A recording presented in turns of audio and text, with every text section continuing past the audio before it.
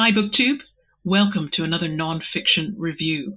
The attacks on the New York World Trade Center in 2001 led to counterattacks, military, but also ideological.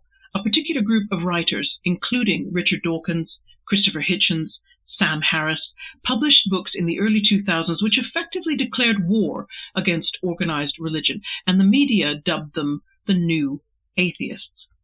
I read Christopher Hitchens' book God Is Not Great around the time it was published in 2007. My recollection is that I did not have any major disagreement with any of the points made, and yet I could not shake the feeling that Hitchens' efforts were not going to make the difference he may have wanted, and also, and this mattered more, I was convinced that he was missing something. I didn't try to distill this something into coherent thoughts and words myself.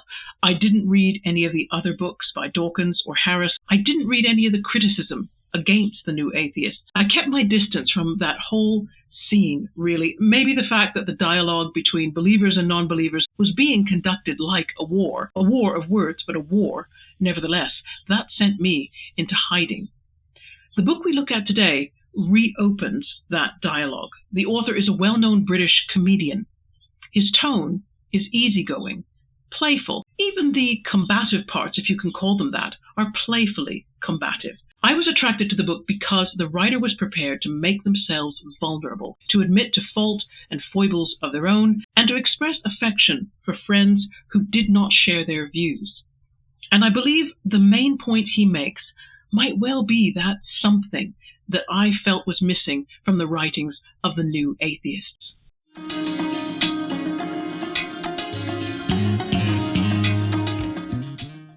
Today, we are reviewing The God Desire by David Baddiel, published in 2023 by TLS Books, that's Times Literary Supplement Books, which is an imprint of HarperCollins. I'm going to summarize this book.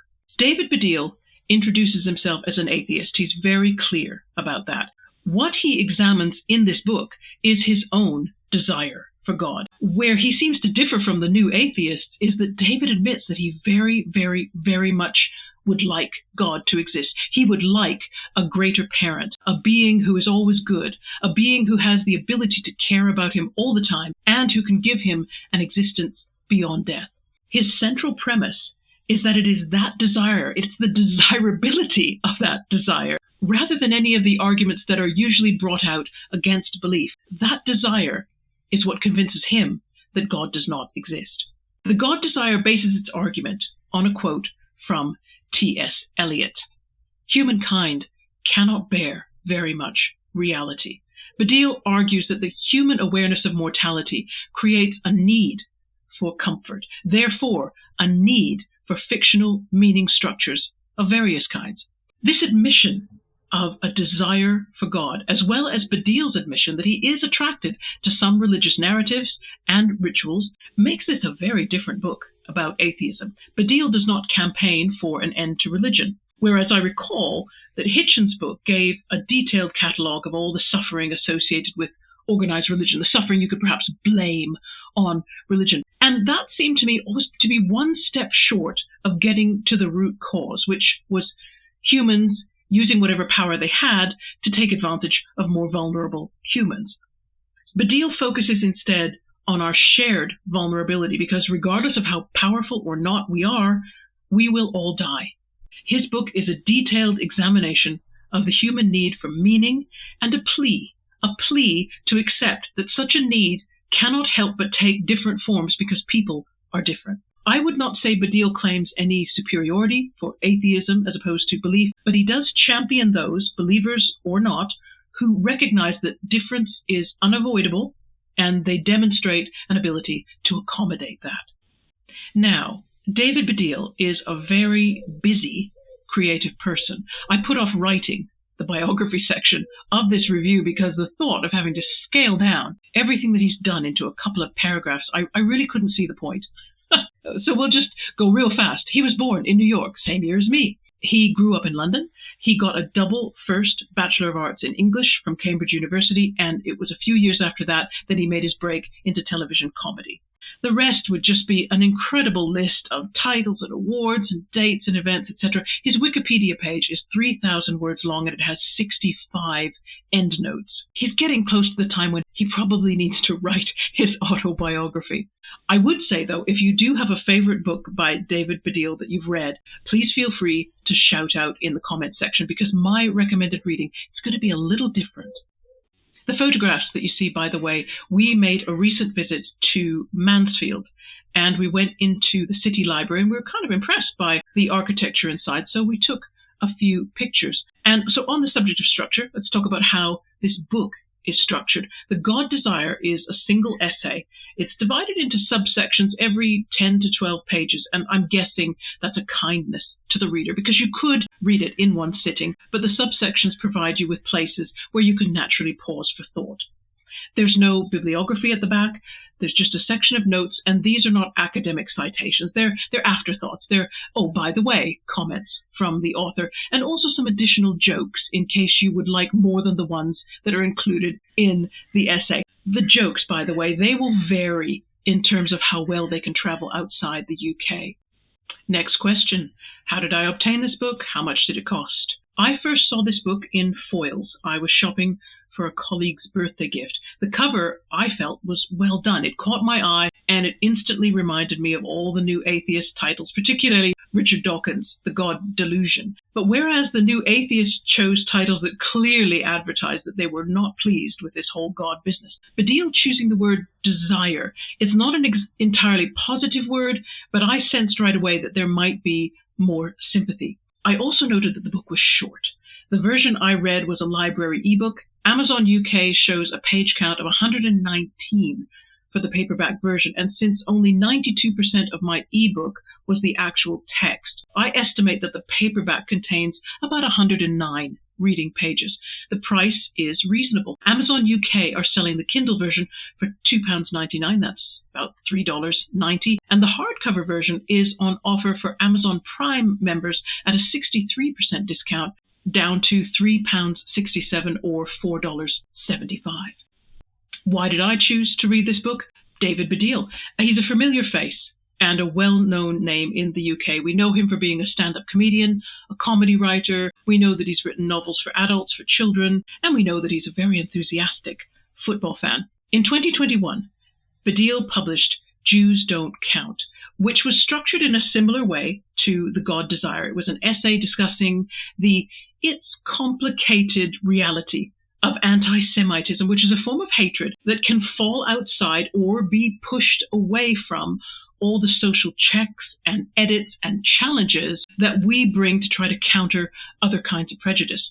The issue affected Baddiel personally, and it was this personal and personable way of his writing, combined with strong examples to back up his point, which I remembered long after I'd finished the book. So it goes without saying that I'd have a passing interest in anything Baddiel wrote. With The God Desire, there was the additional fact that the subject resonated personally with me. I've talked previously about how I joined a fundamentalist Christian church in the late 1970s, and I stayed until I lost my faith in the late 90s. I've looked back since, and I've wondered, how much difference is there? You know, when you get it down to the lowest common denominator between aggressive new atheism and Christian fundamentalism. My strongest lingering memory of my years in the church is never feeling that I could please God, that I was always falling short, that there would always be a level I could not achieve. And God in situations like that feels about as inaccessible as if he did not exist. And the funny thing is, I still desire God, even though I no longer believe. And therefore, when I saw Baddiel's book, I knew immediately what he was talking about. The most interesting point, I think, about The God Desire is it's not an angry book. It is looking to unify rather than to divide. The point around which it's attempting to unify believers and non-believers is the inevitability of death and our lack of control over it. Baddiel makes the point in the book that atheists who marvel at and who try to get us all to marvel at the universe for and of itself, nevertheless, they are still glossing over or trying to distract us from the random and uncontrollable nature of being alive, the reality which none of us can actually contemplate fully with our bigger brains and keep on functioning normally.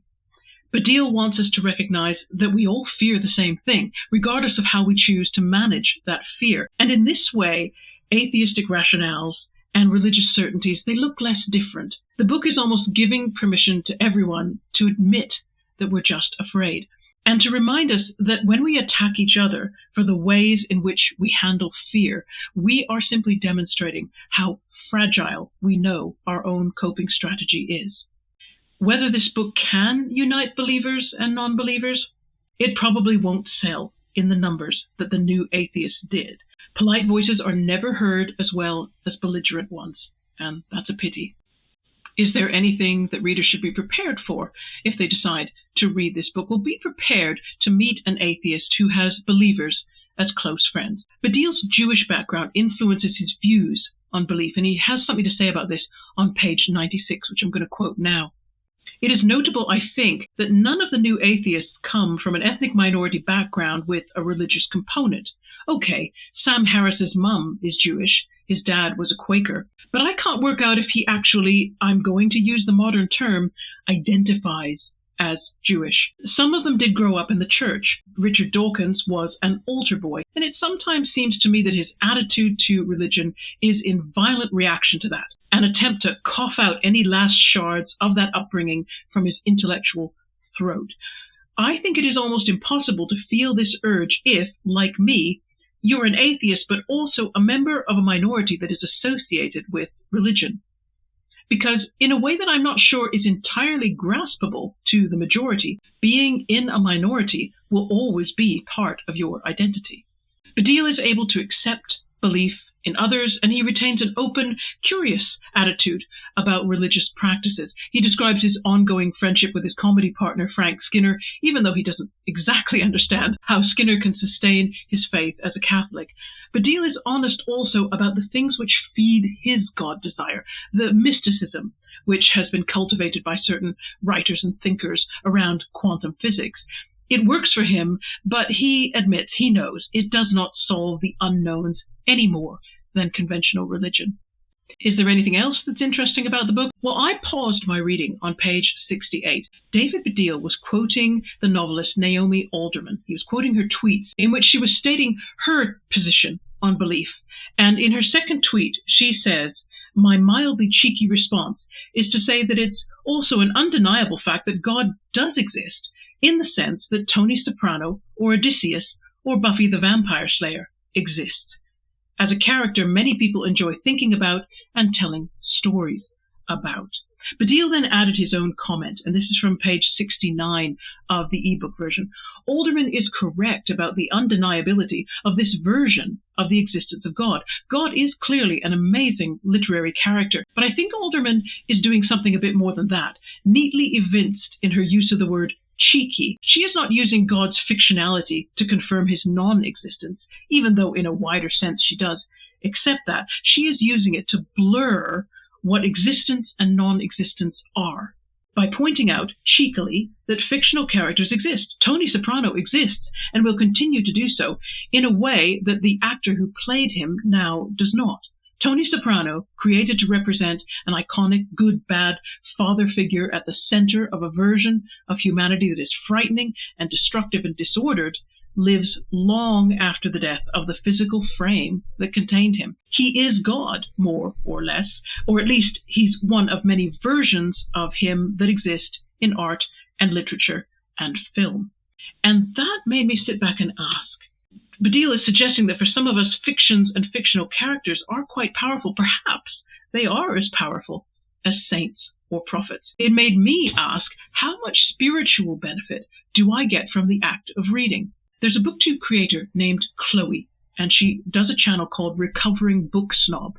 I'm going to link to her in my description box as well as do this shout out. She noticed that when she was really lost in a book, when she'd been reading for a long period of time, her SmartWatch recorded her as napping, because that's how much her heart rate slowed while she was reading. Certainly reading feels to me like an altered state of consciousness. Is reading a kind of sacred ritual then for me?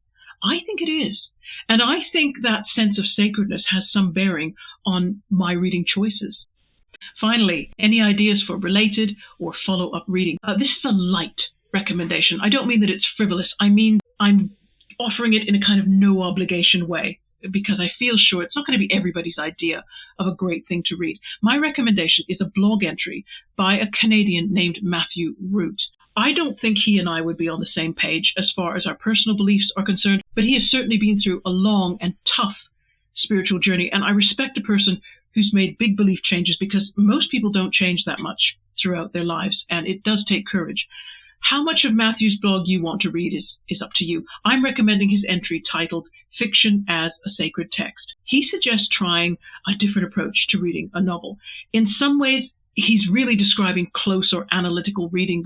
It's what you learn at university level when you study literature, but with elements that I associate more with Bible study. And I like the blog entry because I do feel, yeah, there's a certain overlap between literary study and scriptural study. Also, there isn't. And I find it interesting to consider the similarities and differences. One similarity is slow reading, the benefit of slow reading. I go on about that a lot, don't I? If I could invent my own afterlife, it would probably be an eternity of rereading the books I loved, nice and slow. Oh, okay, and that's another book review done. I'm not trying to set some kind of record for the longest one ever, so I'm going to let you all go now, because I know you've got reading plans for August. I think we're due for another Middlemarch meditation, so that's what I'm going to go work on and let you get on with your plans.